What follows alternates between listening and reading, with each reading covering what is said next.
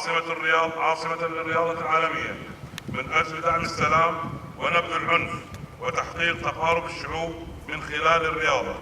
ولذلك استضفنا بطولة العالم العسكرية للرماية 49 ومن قبل بطولة العالم العسكرية للخرطوش 2013 من أجل إرسال رسالة قطرية للسلام والمحبة إلى جميع شعوب العالم من خلال التجمعات الرياضية العالمية.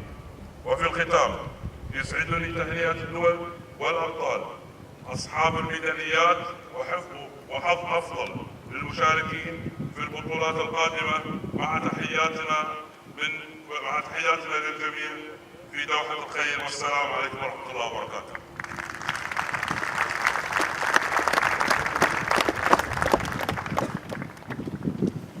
والآن مع كلمة ممثل المجلس الدولي للرياضة العسكرية السيزن بالبطولة الرائد جون كيركنز.